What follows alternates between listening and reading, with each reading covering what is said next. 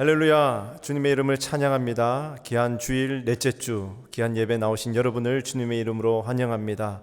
이 시간 우리의 마음을 다하여 정성을 다하여 하나님께 영광 올려드리며 하나님을 예배하며 나아가도록 하겠습니다.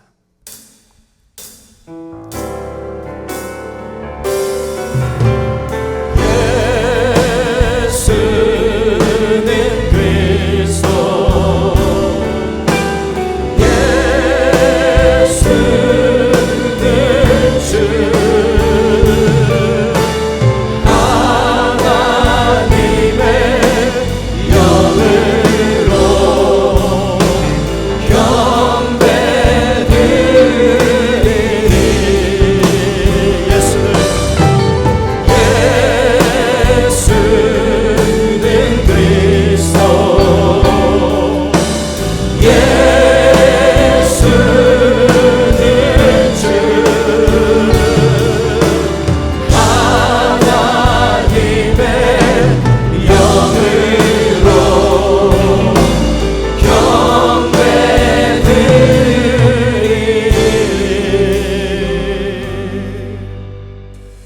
여호와의 율법은 완전하여 영혼을 소성시키며 여호와의 증거는 확실하여 우둔한 자를 지혜롭게 하며 여호와의 교훈은 정직하여 마음을 기쁘게 하고 여호와의 계명은 순결하여 눈을 밝게 하시도다.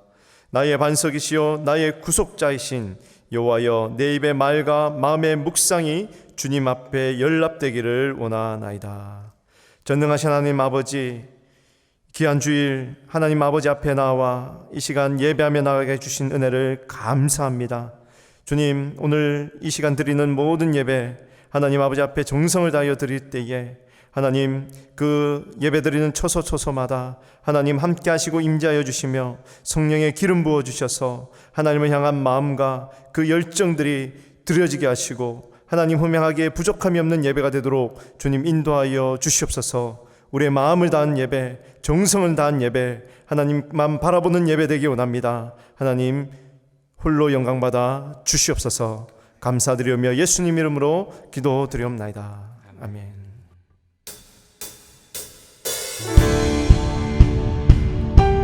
하나님의 나라를 우리가 꿈꾸며 그 나라를 바라보기 원합니다. 우리 삶 가운데 임재하시는 그 하나님의 임재, 오늘도 우리 예배 가운데 경험되어지기 원합니다.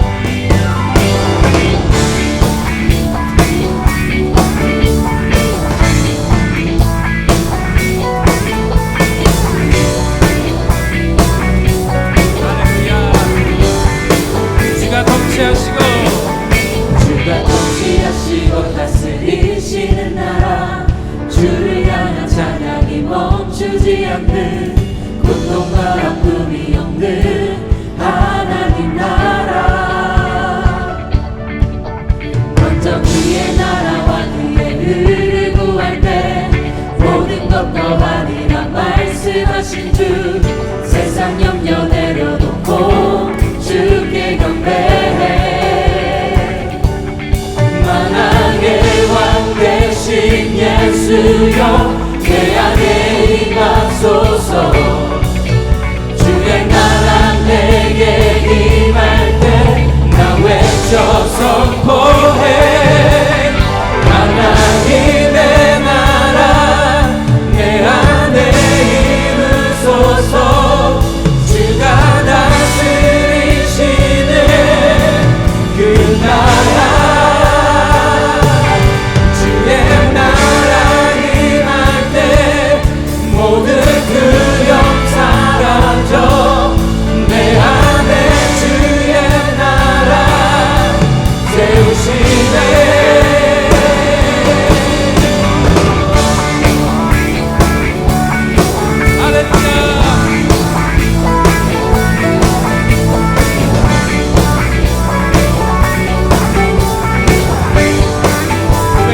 주가 통치하시고 다스리시는 나라, 주를 향한 찬양이 멈추지 않는, 고통과 아픔이 없는 하나님 나라. 먼저 그 그의 나라와 그의 의를 구할 때 모든 것 더하리라 말씀하신 주, 세상 염려 내려놓고 주께 경배해 마당의 왕 대신 예수여 내 안에 임하소서 주의 나라 내게 임할 때 나 외쳐 선포해 하나님의 나라 내 안에 이루소서 주가 다스리시는 그 나라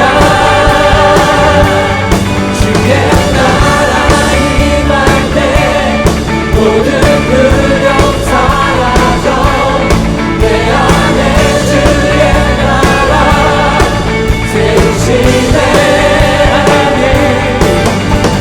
하나님의 나라 내 안에 이루소서 주가 다스리시네 우리 나라 주의 나라 임할 때 모든 두려움 사라져 내 안에 주의 나라 세우시네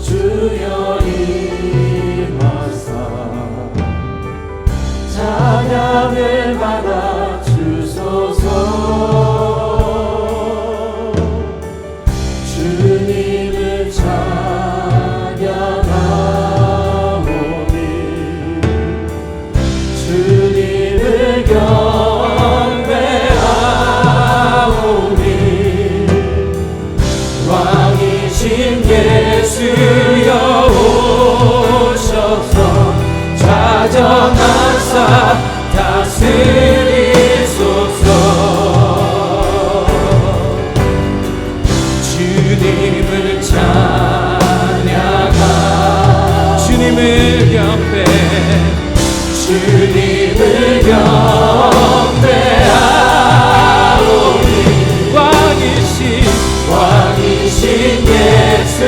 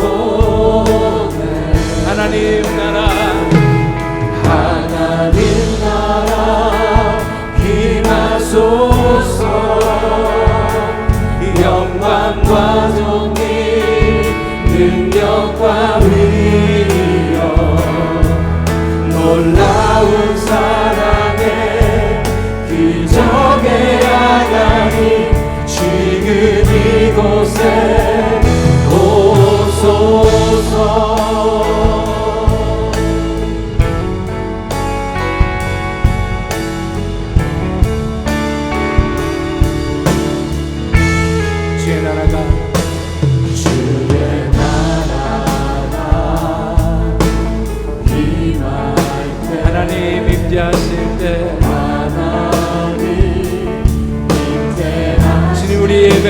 회복되게 하시고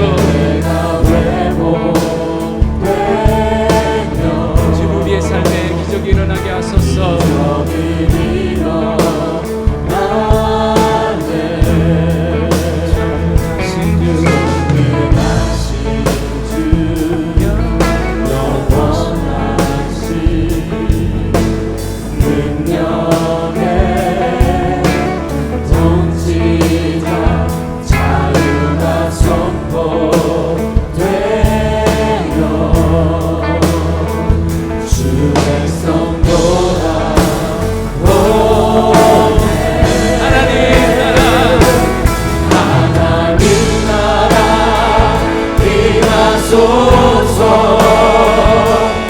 영광과 존귀 능력과 위력 놀라운 사랑에 기적의 하나님 지금 이곳에 하나님 나라 임하소서. 하나님 나라 임하소서. 영광과 존귀 능력과 위력 놀라운 사랑에 기적의 하나님 지금 이곳에 오소서.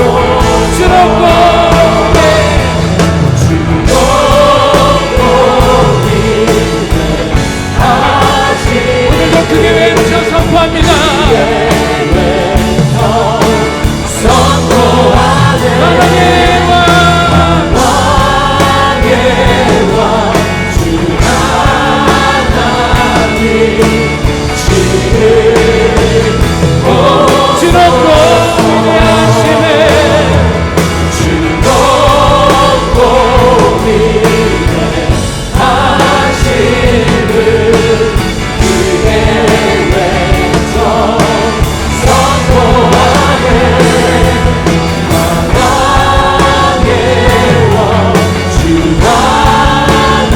다시 한번 선포합시다. 지금 오소서. 주롭고 위대하시네. 즐겁고 위대하심을 지금 오늘도 우리의 목소리 외쳐 우리도 이곳에 선포합니다. 하나님의 왕 되신 주님 오늘도 우리 예배 가운데 우리가 선포합니다.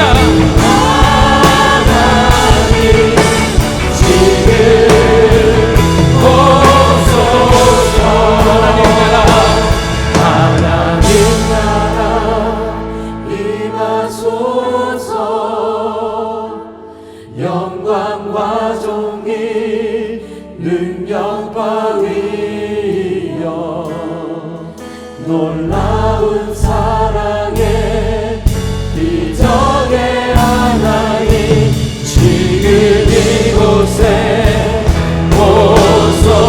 하나님 나라 하나님 나라 임하소서. 영광과 존귀 능력과 위력 놀라운 사랑에 기적의 하나님 지금 이곳에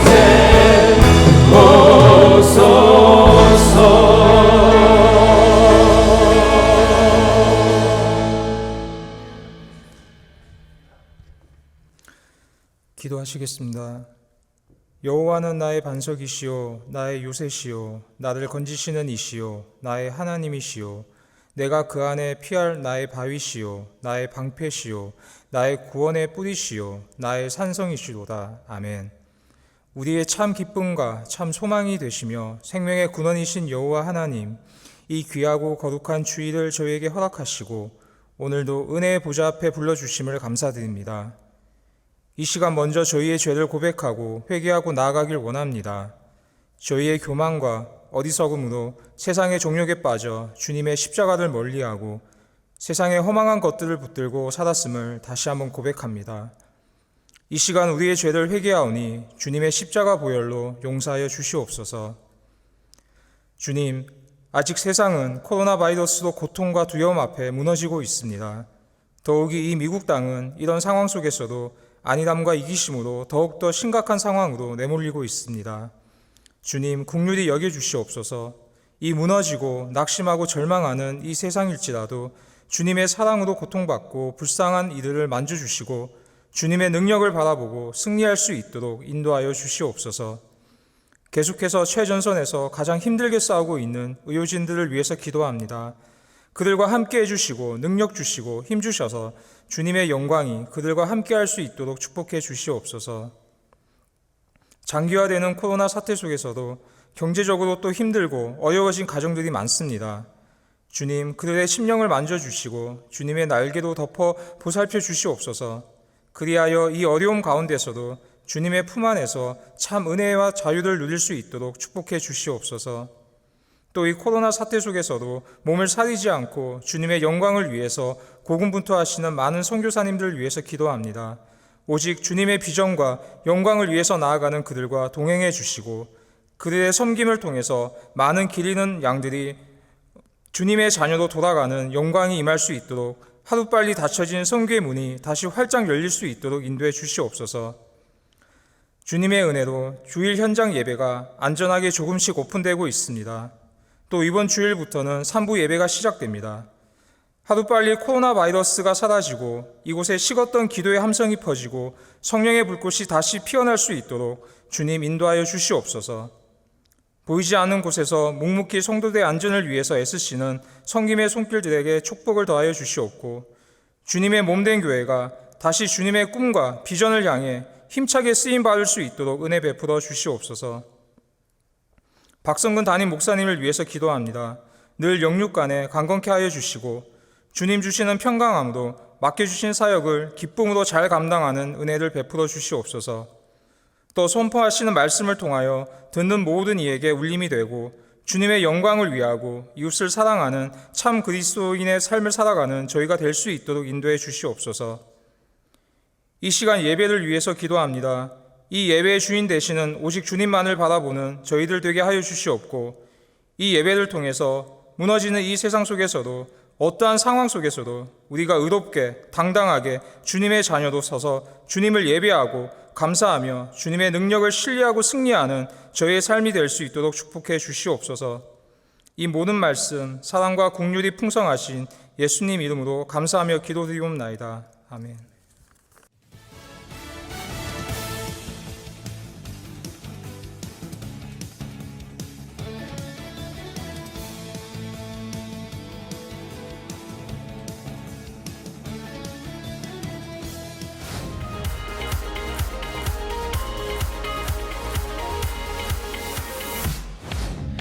다음 주일부터 3부 뉴송 예배를 오픈합니다. 하나님의 임재 가운데 마음껏 찬양하고 영감 있는 말씀을 통해 지친 영혼들이 회복되는 축제의 예배입니다. 젊은 가정들을 비롯하여 많은 성도님들의 참여를 환영합니다.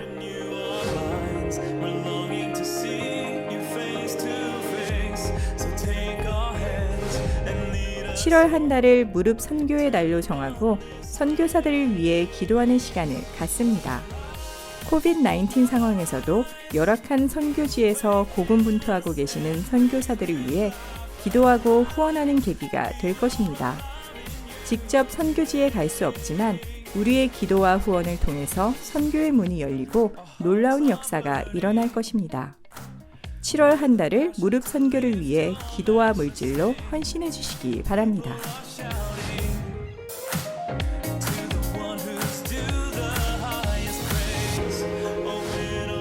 현재 BSBC 많은 성도님들이 깨어 기도하고 있습니다. 새벽 기도회를 통해서 기도하고 각 교구와 부서별로 SNS를 통해서 함께 기도하고 있습니다. 특별히 매주 금요일 저녁 7시 30분에 주일 예배에 참석하셔서 뜨겁게 기도하고 있습니다. 모든 중보기도 동역자들의 참여를 부탁드립니다.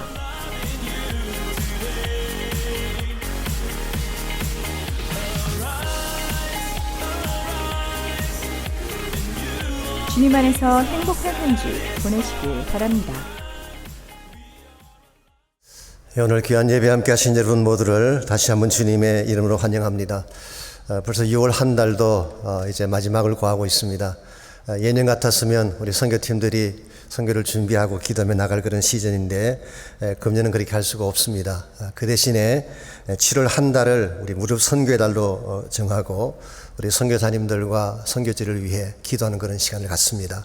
여러분께서 많은 분들이 동참해 주시고 물론 선교위원회나 선교 이끄시는 분들이 많은 일을 하시겠지만 각 약무리마다 교구마다 함께 참여해 주시기를 바랍니다. 현장 예배가 재개가 되고 이제 6월 한 달이 지나갔습니다. 이제 7월 맞이하면서 저희들이 3부 예배를 다시 또 시작하려고 합니다.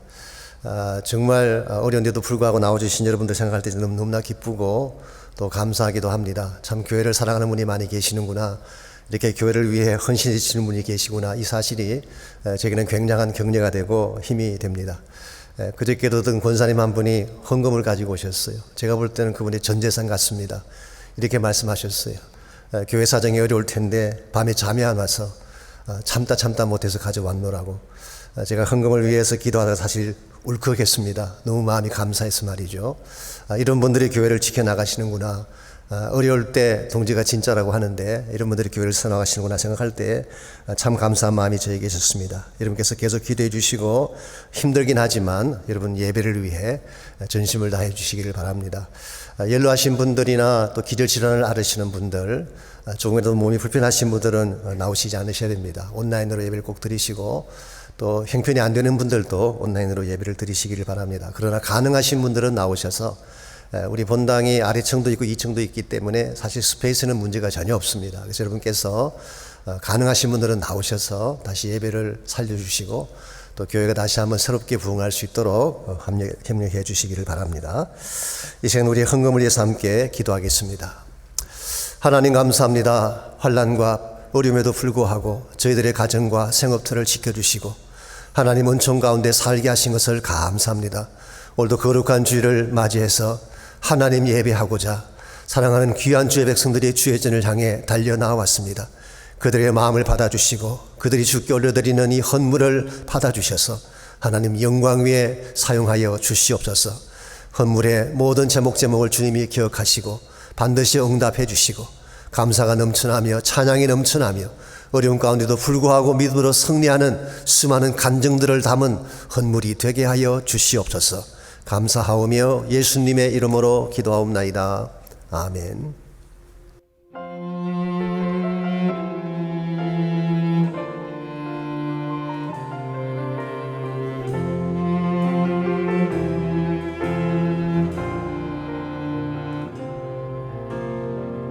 햇살보다 밝게 빛나는 주의 영광, 모든 어두움 물리치네.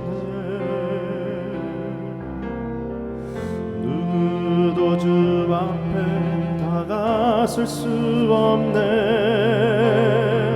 주의 거룩한 보좌 앞에 오직 주의 보혈, 주의 긍휼을 의지하여 나가리. 왕 대신 주 앞에 나 경배합니다. 주님만 찬양받기 합당하시니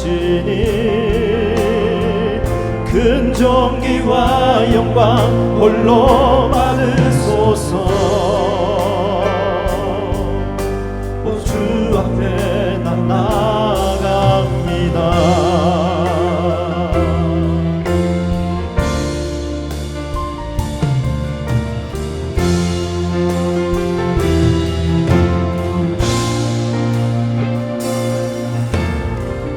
햇살보다 밝게 빛나는 주의 영광, 모든 어둠 물리치네. 누구도 주 앞에 나가설 수 없네. 주의 거룩한 보좌 앞에 오직 주의 보혈,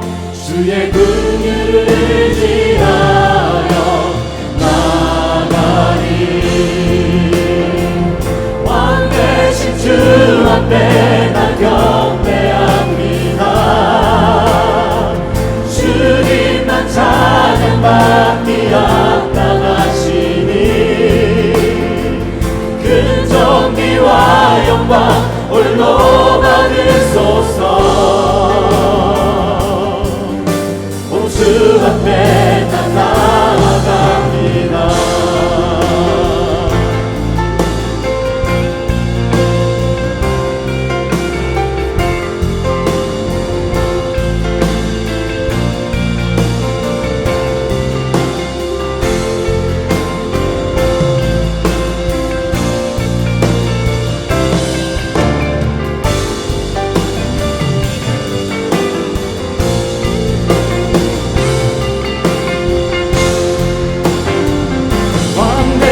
주 앞에 나 경배합니다. 주님 난 찬양받기 합당하시니 긍정기와 영광 홀로 받으소서. 오 주 앞에 난 나아갑니다. 왕대신 주 앞에 나 경배합니다. 주님 난 찬양받기 합당하시니 그 정기와 영광 홀로 받으소서. 오 주 앞에 난 나아갑니다. 오 주 앞에 난 나아갑니다. 오 주 앞에 난 나아갑니다.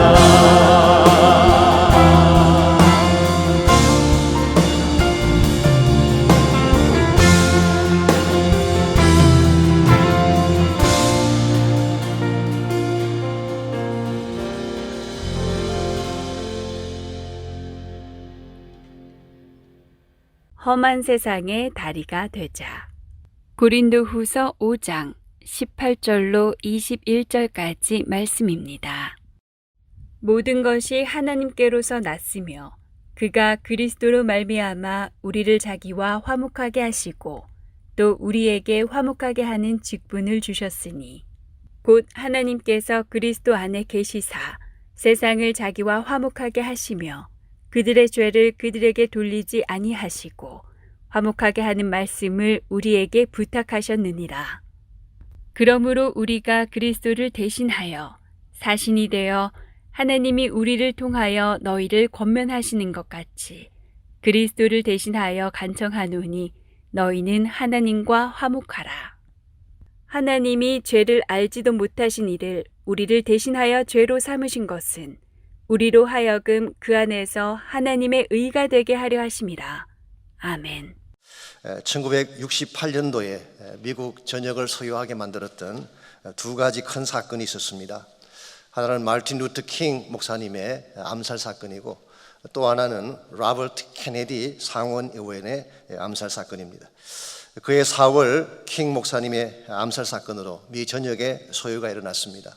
워싱턴 DC와 볼티모어 혹은 시카고 등지에 엄청난 반대 시위가 일어났고 수많은 사람들이 죽기도 하고 수많은 건물이 불타거나 회파되기도 했습니다. 그리고 그해 6월 달에 로버트 케네디가 암살을 당합니다. 우리 코리아타운에 가까이 있는 엠베시더 호텔에서 귀환의 총을 맞고 세상을 떠나게 되죠. 이 사건으로 정치판이 요동치고 수많은 사람들이 불안감과 좌절감에 사로잡혔다고 합니다. 이와 같이 미 전역이 레이셜 이슈 때문에 좌절감 때문에 가득 차 있던 1969년 봄날 어느 날인데요. 폴 사이먼이라고 하는 사람이 뉴욕에 있는 자기 아파트 창을 통해 흘러가는 강물을 바라보고 있습니다. 이스트 리버라고 하는 지금 물결이 샌 그런 강물이 있습니다. 그 강물을 바라보다가 자신도 모르게 이런 시상이 떠올랐다고 합니다. 저 소용돌이 치는 강물처럼 험악한 세월을 보내고 있는 이 사람들에게 다리가 되어줄 수는 없을까? 누군가가 다리가 필요한데 저 험한 세상 사람들에게 누가 다리가 되어줄 수 있을까? 그건 떠오르는 시상을 노트에 적어 내려가기 시작했고 이것이 한편의 노래가 됐습니다. 이렇게 해서 만들어진 노래가 험한 세상의 다리가 되어 Like a bridge over troubled water라고 하는 유명한 노래가 됐어요. 아트 가펑클이라고 하는 사람과 듀엣을 불렀는데 그래서 여러분이 아시는 사이먼 앤 가펑클이 여기서 나온 것입니다. 70년대 전 세계적인 반향을 일으키는 그런 노래가 됐죠. 자, 그 노래 가사의 일부를 잠깐 소개해드리면 다음과 같습니다. 당신이 지쳤을 때, you are weary. 작다고 느낄 때, feeling small. 당신의 눈에 눈물이 고일 때, when tears are in your eyes. 시련의 시간이 닥쳐올 때, 어떤 친구도 당신을 도울 수 없을 때, I am on your side. 내가 당신 편이 되어주겠습니다. 험한 세상의 다리처럼, like a bridge over troubled water, I will lay me down. 나 자신을 당신을 위해 내어드리고 싶습니다. 꼭 찬양 가사 같지 않나요? 가장 힘들 때 우리 곁에 와서 말씀하시는 예수님의 모습을 연상하게 합니다. 실제로 폴 사이먼이 나중에 고백한 그 고백에 하면은 이 가사를 쓸 때 사실은 스완 실버톤즈라고 하는 남부지방에 있는 베프티스트 가스펠 싱어입니다. 침례교 출신의 복음성가 그룹이 부르는 찬양에서 그 영감을 받았다고 고백했습니다. 그러나 이 노래는 우리 크리스찬 영신을 담고 있다고 해도 과언이 아닙니다. 실제로 크리스찬 삶의 본질이 그 아니겠습니까? 험한 세상의 다리가 되는 것, 이것이 크리스찬 삶의 본질입니다. 다리라고 하는 것은 두 곳을 연결시켜주는 역할을 하죠. 외딴 섬과 육지를 연결시켜주기도 하고 험악한 계곡을 지나서 평지로 갈 수 있도록 길을 만들어주는 것도 다리입니다. 크리스찬의 역할이 이와 같다는 것입니다. 여러분과 저는 하늘의 축복을 받은 사람들이죠. 하나님께서 우리 마음속에 복음을 통해서 생명의 축복과 하늘의 소망을 안겨주셨습니다. 우리는 이 많은 축복을 받고 그냥 살아가는 것이 아니라 이 사실을 알지 못하는 험한 세상 사람들에게 다리가 되어서 하늘의 평화를 나누어주고 소망을 나누어주는 것이 크리스찬 삶의 과제라고 하는 것입니다. 우리 모두가 잘 아는 바처럼 지금 우리 모두도 어려운 시기를 통과하고 있습니다. 곳곳에 소요의 바람이 불어오고 있습니다. 코로나 사태는 아직 멈추지 않았습니다.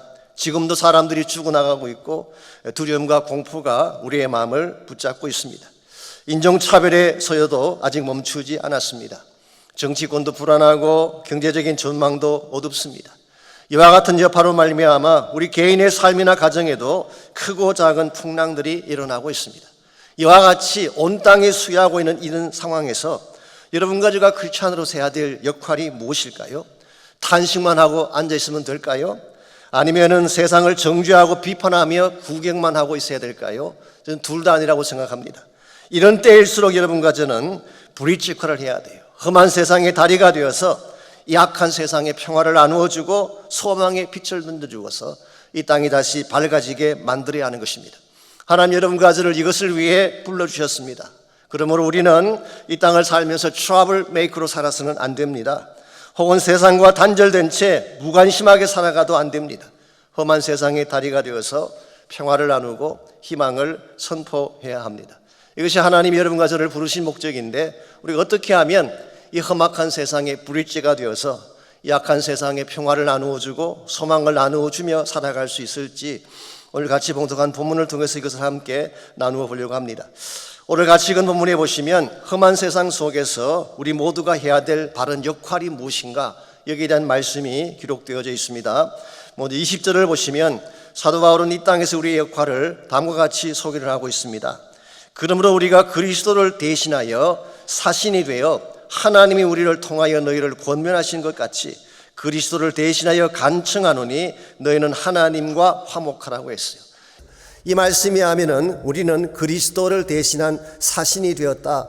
사실 이 표현은 한 개의 동사로 되어 있습니다. 프레스베오멘이라고 하는 한 동사인데 그것을 풀어 쓴 것입니다. 이 단어의 명사형이 프레스부에테스라고 하는 헬라어입니다. 이 단어는 로마 시대 때에 황제의 임명을 받고 황제가 이 위임해준 권위를 행사하는 사람을 프레스부에테스라고 불렀어요. 황제 대신 다른 국가와 관계를 맺기도 하고 황제의 뜻을 전달하기도 하는 것이 프레스부에테스였기 때문에 오늘날로 말하면은 대사와 같은 것입니다. 그래서 대부분의 영어 성경은 이것을 ambassadors for Christ, we are ambassadors for Christ 그렇게 번역을 했습니다. 여러분과 저는 하나님의 임명을 받고 하나님 나라를 위해 이 땅에 파견된 대사입니다.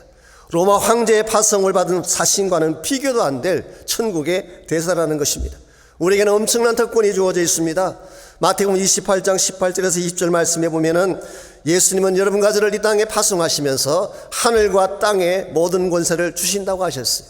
우리에게 이 권세가 주어졌기 때문에 기적을 행하고 막힌 자들을 풀어줄 수가 있고 하나님의 귀한 뜻들을 감당할 수가 있는 것입니다. 우리에게는 엄청난 권세가 주어져 있어요. 뿐만 아니라 여러분과 저에게는 면책 특권이 주어져 있습니다.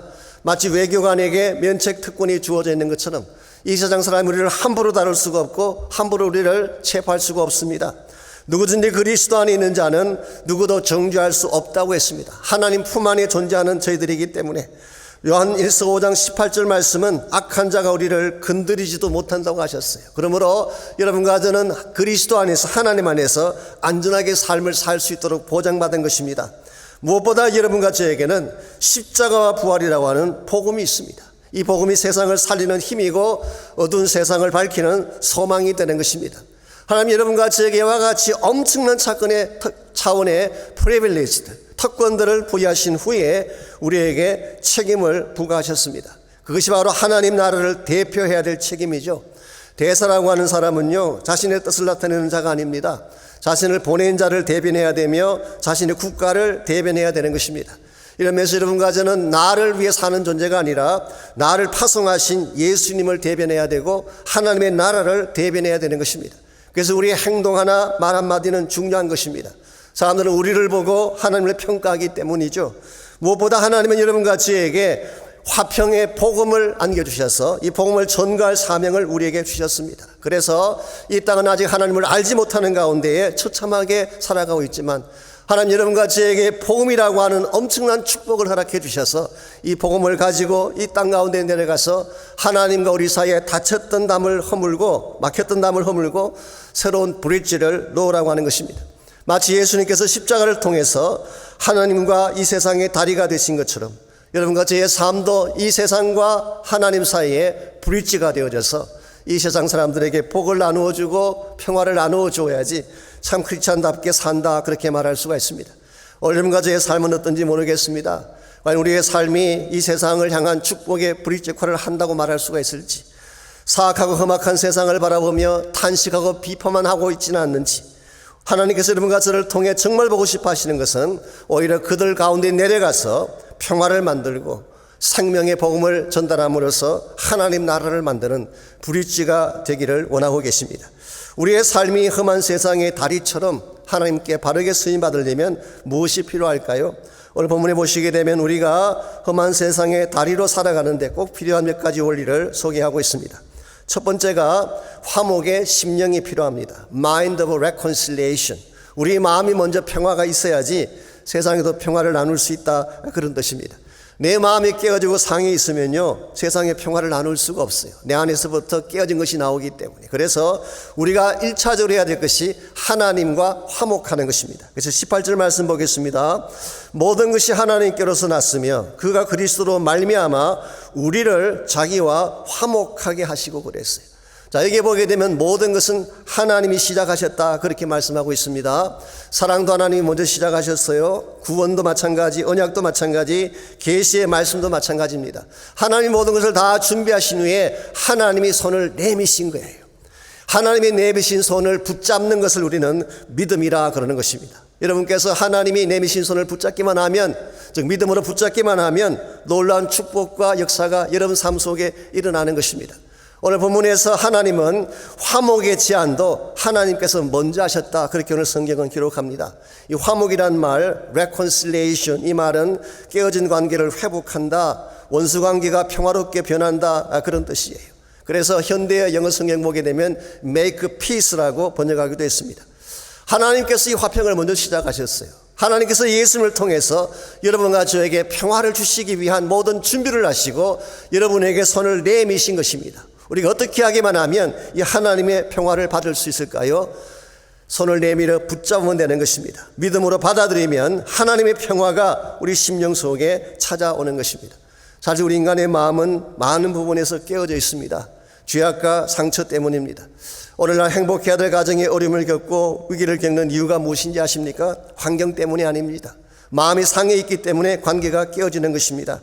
아무리 풍요로운 환경에 살고 잘 먹고 잘 살아도 마음이 상해 있으면 평강의 복을 누릴 수가 없는 것입니다. 결국 그 인생은 황폐하게 되고 나중에는 절망 가운데 무너지게 되는 것입니다. 지난 월요일에도 미국의 유명한 부자 한 사람이 자살하지 않았습니까? 스티브 빙이라고 하는 사람입니다. 16살의 할아버지로부터 6억 불의 재산을 물려받았어요. 영화 제작도 하고 투자가로서 일하면서 명성과 부를 쌓았던 사람입니다. 클린턴 재단에 $10 밀리언을 기증할 정도로 돈이 많았던 사람. 엘리자베스 헐이라고 하는 유명한 미모의 배우와 함께 살았던 그런 사람. 외관상 보게 되면 부족할 것이 없어 보이는 그런 사람인데 지난 22일 센츄리 시티에는 최고급 콘도 27정에서 몸을 던져서 자살하고 말았습니다. 이유가 무엇인지 아십니까? 마음의 상처와 우울증을 이기지 못했으라고 보도하고 있습니다. 우리에게 돈이 필요하긴 하지만요, 그것이 행복을 보장하진 않습니다. 럭셔리에 산 집이나 화려한 삶이 좋긴 하지만 그것이 우리에게 평화를 보장해 주는 건 아니에요. 나의 삶이, 나의 마음이 상하면 인생 전체가 다 망가지게 되는 것입니다. 이런 면에서 여러분과 제가 먼저 마음에 깨어진 것들을 회복해야 되는데, 우리 심령에 깨어진 것을 회복하는 유일한 길은 하나님이 제공하신 평화를 받아들이는 것입니다. 좀 더 구체적인 설명을 드리자면, 하나님이 예수 그리스도를 통해서 우리에게 제안하시는 평화의 제안, 이것은 바로 십자가입니다. 십자가를 나의 가슴에 품고 내 안에 있는 모든 죄를 처리하고 하나님께 나의 마음을 드리게 되면 그때 하나님께서 평화를 우리 마음속에 부어주시는 것입니다. 닫혀있는 모든 축복의 문들이 열려지는 거예요. 욥기 22장 21절에 보면 이런 말씀이 나옵니다. 너는 하나님과 화목하고 평안하라. 그리하면 복이 내게 임하리라 그랬어요. 왜 복이 우리에게 못 임하는지 아십니까? 막혀있는 것이 있어서 못 오는 것입니다. 하나님 여러분과 저에게 모든 축복을 안겨주기를 원하시는데 막혀있는 것이 있어서 복이 임하지 못하는 것입니다. 그런데 우리가 하나님과 화목하고 하나님과 평안을 누리게 되면 모든 묶인 것이 풀려지게 되고 복이 우리 심령 속에 찾아온다는 뜻입니다. 이런 의미에서 여러분과 제가 제일 먼저 해야 될 것이 하나님과 화목하는 거예요. 혹시 내 마음속에 아직도 자백하지 않는 죄가 있다면 죄를 자복하는 것입니다. 내 마음속에 하나님을 멀리 떠났던 마음이 있다면 다시 마음을 돌이켜서 하나님께로 나아가는 것입니다. 그리고 십자가를 부여잡고 하나님의 은혜를 구하게 되면 하나님이 우리 속에 화목의 축복을 허락해 주시고 평강의 복을 허락해 주셔서 우리 심령이 하나님의 평화로 가득 차게 하는 것입니다. 나의 마음속에 이와 같은 평안이 먼저 있어야지 이 평안의 축복을 나눌 수가 있는 것입니다. 가는 곳곳마다 행복을 선전하고 하나님 나라를 선전하고 축복을 나눌 수 있는 것, 이것은 먼저 우리의 마음이, 우리의 심령이 먼저 평화로 가득 차야 되는 것입니다. 두 번째로 험한 세상의 다리가 되려면요, 화목의 언어가 필요합니다. 랭귀지가 필요해요. 우리가 화목의 마음을 가졌으면 이제 우리 입술에서 나오는 랭귀지도, 언어도 화목이 돼야 하는 것입니다. 그래야지 세상을 밝게 만들 수가 있는 것입니다. 19절 말씀 계속 보겠습니다. 곧 하나님께서 그리스도 안에 계시사 세상을 자기와 화목하게 하시며 그들의 죄를 그들에게 돌리지 아니하시고 화목하게 하는 말씀을 우리에게 부탁하셨느니라. 여기 보게 되면 하나님께서 세상을 향하여서 화목을 선포하신 후에 우리에게 부탁하신 것이 있는데 화목하게 하는 말씀을 부탁하셨다, 그렇게 말하고 있어요. 우리가 보통 이렇게 생각하죠. 하나님은 세상에 대해서 항상 적대감을 가지고 있고 세상과 원수 가운데 계신다, 그렇게 생각이 참 쉽지만 실제 그렇지 않습니다. 하나님의 본심은 세상과 화목하는 것입니다. 여기서 말하는 세상은 여러분이 일반적으로 아는 세상이 아니라 세상에 사는 사람들을 말합니다. people을 말하는 것입니다. 요한복음 3장 16절에 보면은 하나님이 세상을 이처럼 사랑했다, 그런 표현이 나오죠. 거기 나오는 세상은 people, 세상에 사는 사람들을 말하는 것입니다. 하나님 이 땅에 살고 있는 모든 사람들을 사랑하세요. 그리고 그들과 화목하기를 원하시는 것입니다. 그런데 한 가지 문제가 있습니다. 그들과 화목하고 싶은데 죄라는 문제가 있기 때문에 화목하지 못하는 것입니다. 그래서 하나님께서는 예수님을 통해서 죄 문제를 처리하신 후에 더 이상 그들에게 죄를 돌리지 아니하시고 그러셨어요. 분명히 그 사람들이 죄를 지었지만 예수님의 보배로운 피를 보시고 더 이상 그들의 죄를 카운트하지 아니하시고 그리고 우리에게 부탁하신 것이 있는데 그 부탁이 화목하게 하는 말씀을 부탁하셨어요. 자, 여기서 화목하게 하는 말씀이 구체적으로 뭐를 의미하는 것일까?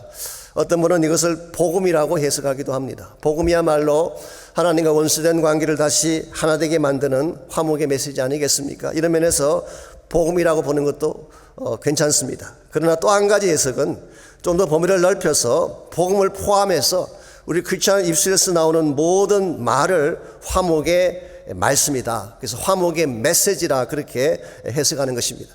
많은 영어 성경들이 The Message of Reconciliation으로 번역한 이유가 어쩌면 여기 있는지도 모르겠어요. 물론 십자가 복음이 가장 중요한 메시지만 그 복음뿐만 아니라 하나님이 우리에게 부여하신 모든 말씀들을 우리 입술을 통해서 아름답게 나타내야지 세상 사람들이 복을 받고 하나님께로 돌아올 수 있다, 그런 뜻이에요. 사실 이 말에는 굉장한 파워가 있죠. 하나님이 창조하실 때 우리에게 언어를 주셨어요. 이건 굉장한 축복입니다. 이 언어라고 하는 것은 단순히 그 의사소통의 수단일 뿐만 아니라 사람들을 세우고 변화시키는 능력을 가지고 있는 것입니다. 실제로 하나님이 천지를 창조하실 때 무엇으로 창조하셨어요? 말씀으로 창조하셨어요. 예수님께서 하신 사역도 보게 되면 말씀 한마디가 사람을 살리고 일으켰어요. 주님께서 풍랑아 멈추라 하시면 멈추었어요. 자리를 들고 일어나라 하시면 38년 된 병자가 자리를 들고 일어났어요. 심지어 죽은 지 나흘 되는 나사로를 향해 나사로야 나오라 했더니 무덤을 깨고 살아서 나왔어요. 이 예수님의 말씀에는 권세가 있는 것입니다. 그런데 하나님이 여러분과 저에게 이 언어의 능력을 부여해 주신 것입니다. 물론 지금 우리가 가진 말만으로서는 아무것도 할 수가 없지만, 아무 변화를 일으킬 수가 없지만, 만약 여러분과 저 성령에 사로잡혀서 하나님의 진리의 말씀을 바르게 선포한다면 엄청난 열사를 만들어낼 수가 있는 것입니다. 낙심한 자를 일으킬 수가 있습니다. 아파하는 사람들을 치유할 수 있습니다. 심지어 죽음 직전 같은 사람들을 살려낼 수 있는 힘이 우리의 입술에서 선포되는 말씀을 통해 이루어지는 것입니다. 이런 의미에서 여러분과 제가 이 땅에 예수님의 대사로 살아가면서 이 세상 사람들 사이에 다리가 되기를 원한다면 우리의 말이 아름다워야 돼요. 가시도 친 말이나 찌르는 상처 주는 말을 해서 안 돼요. 축복의 언어를 사용해야 됩니다. 사랑의 언어, 평화를 만드는 화목의 언어를 선포할 때에 우리 때문에 세상이 밝아지고 아름다워지는 것입니다. 어떤 완악해 보이는, 차가워 보이는 사람도요, 이 사랑을 선포하면은 사랑의 언어 앞에는 마음이 열리지 않는 경우가 없습니다.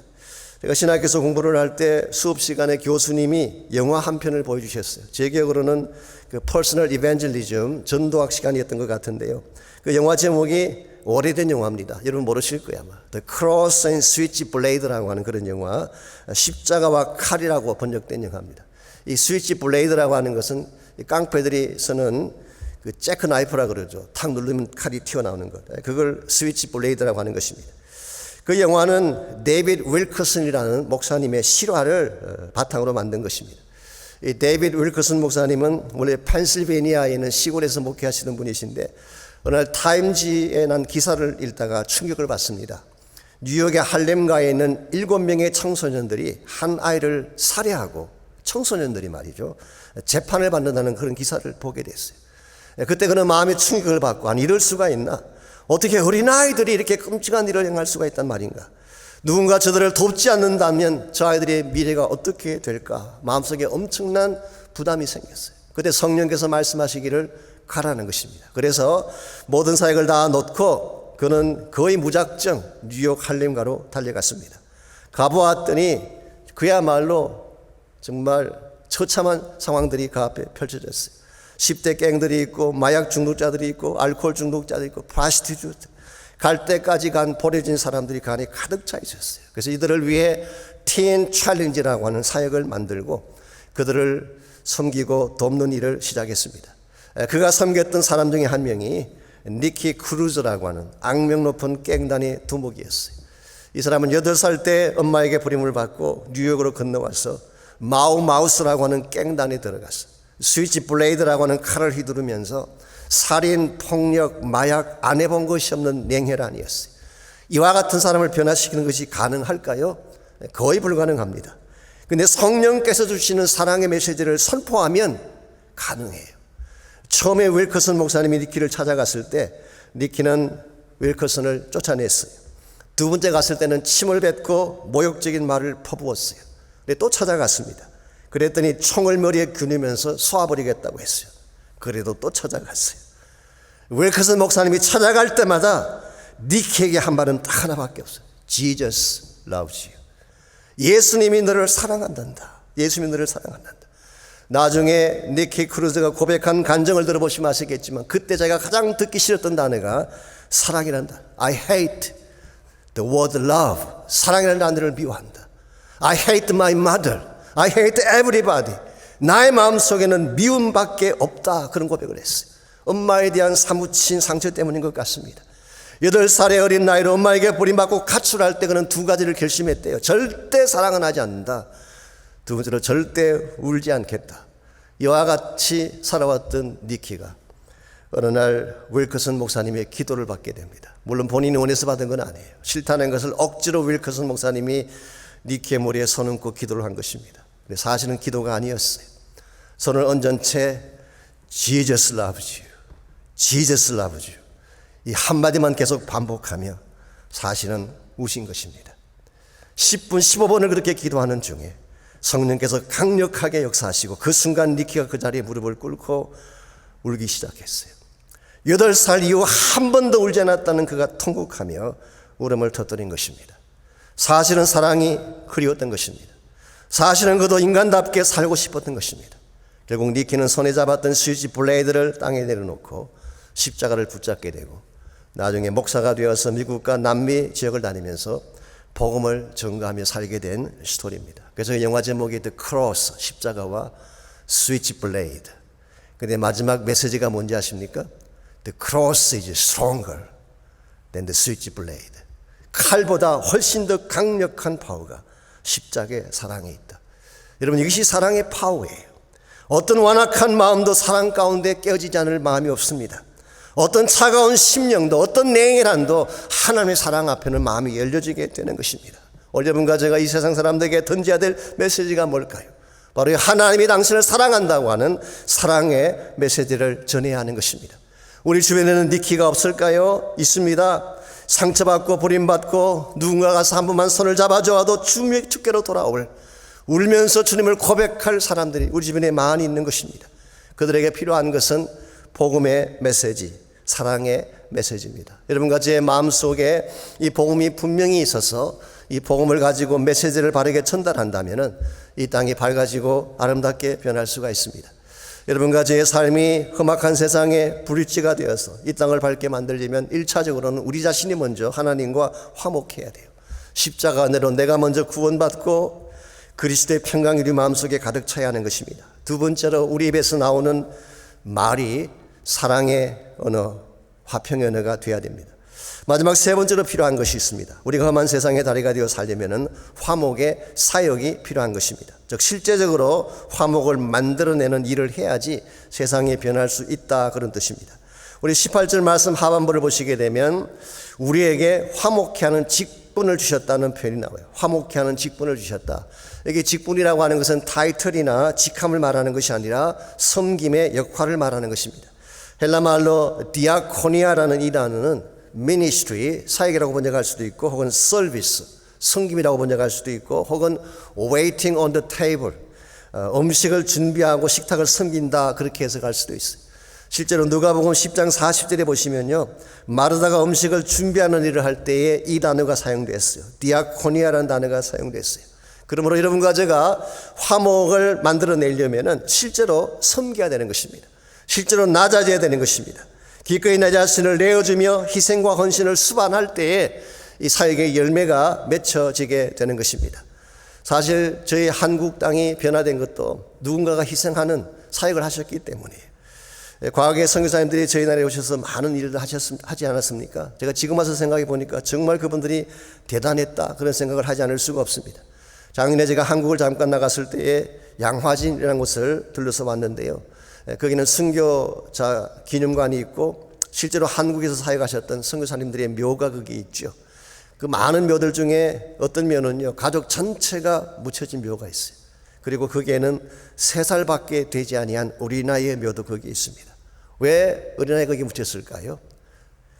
가족을 다 데리고 와서 사역하는 중에 그 열악한 환경에서 아이가 병에 걸려서 죽게 된 것입니다.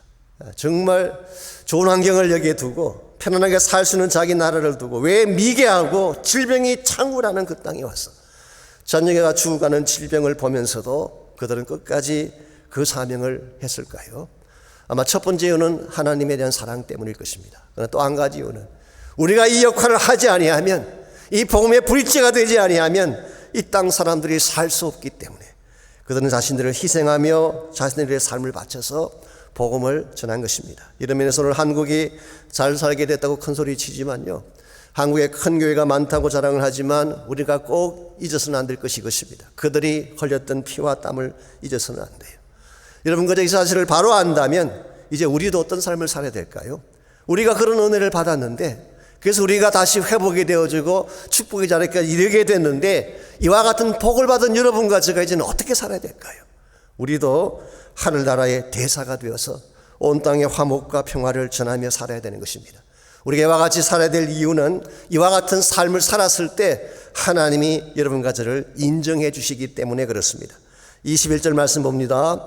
하나님이 죄를 알지도 못한 이를 우리를 대신하여 죄로 삼으신 것은 우리로 하여금 그 안에서 하나님의 의가 되게 하려 하심이라고 했어요.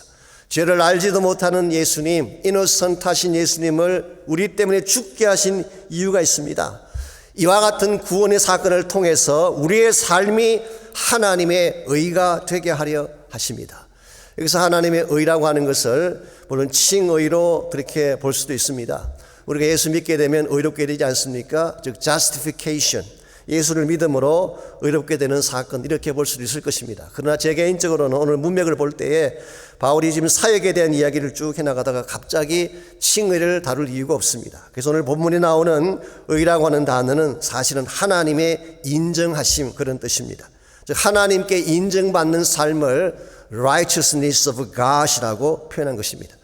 야고보서 2장 21절에 보게 되면 그 좋은 예가 나와 있습니다.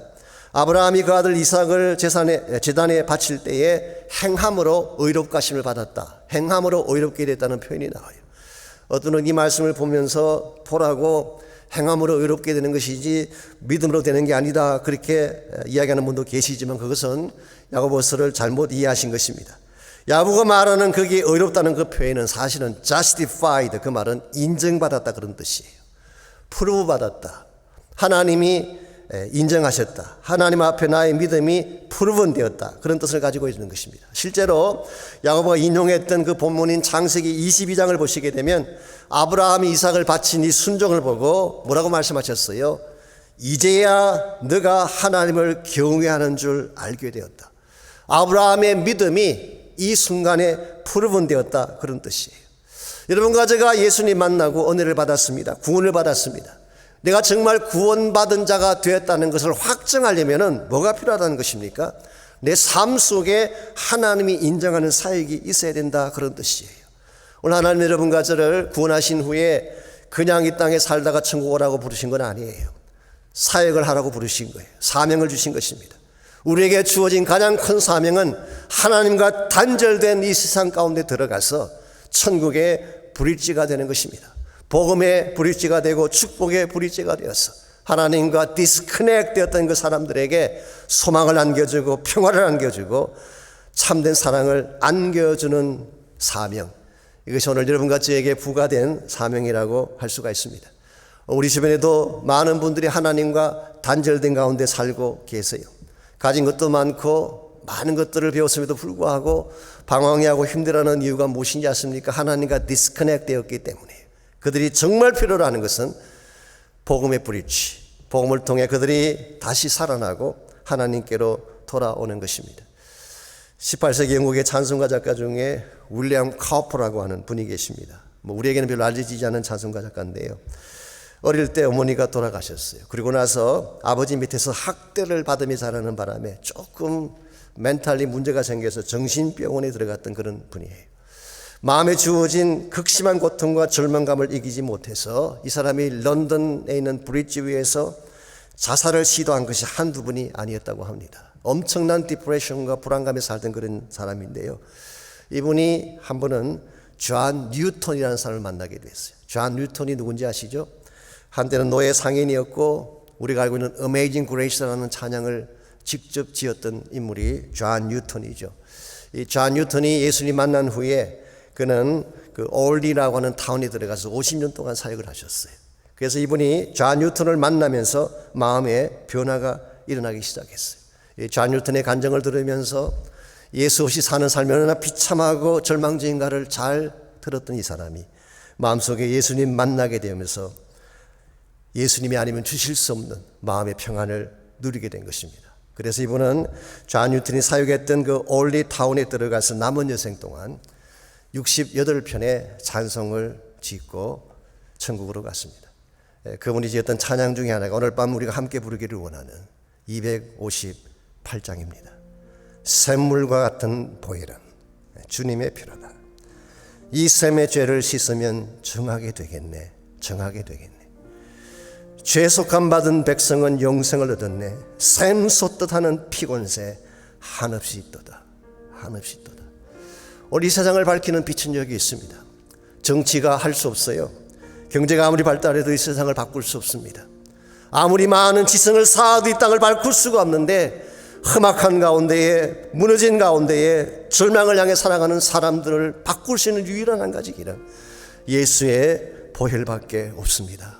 여러분과 제가 예수의 보혈을 가슴에 안고 이 보혈을 전가하며 이 보혈의 축복을 나누며 살아갈 때에 우리 삶 자체가 아름다워지게 되고 우리 때문에 이 땅이 새로운 밝은 세상으로 변화되어질 수가 있을 것입니다. 샘물처럼 솟아나는 보혈에 여러분의 삶을 잠그시기를 바랍니다. 어떠한 상처나 어떠한 고통도 샘물 속에 잠기게 되게 되면 사라지게 되고 치유되기 때문에 아무리 망가진 인생이라도 이 샘물을 마시게 되면 다시 새 사람 되어 일어날 수가 있습니다.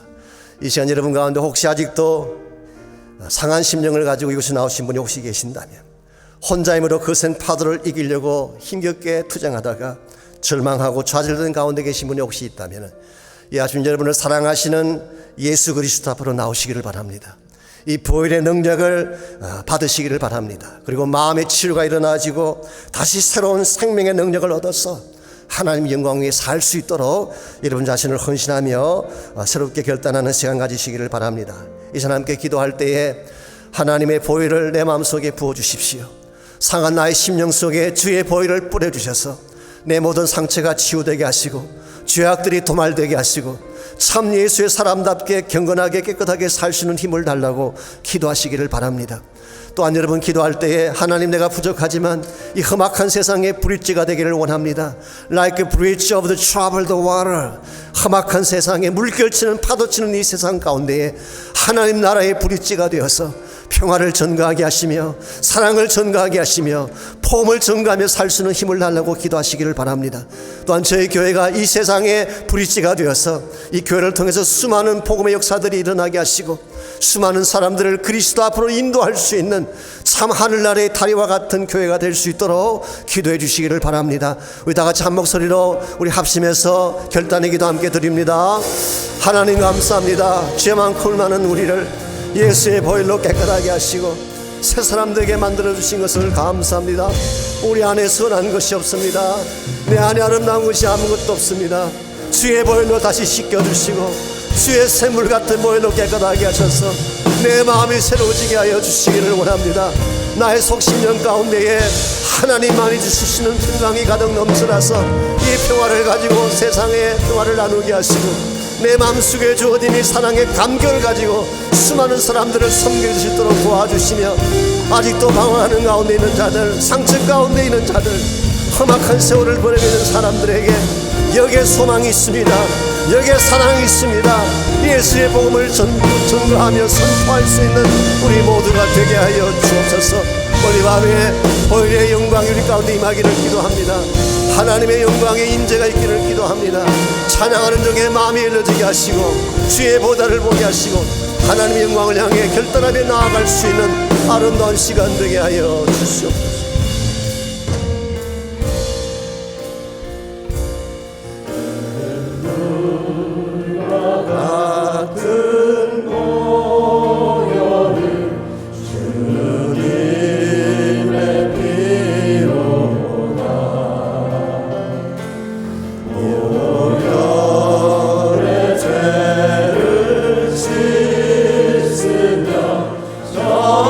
정하게 되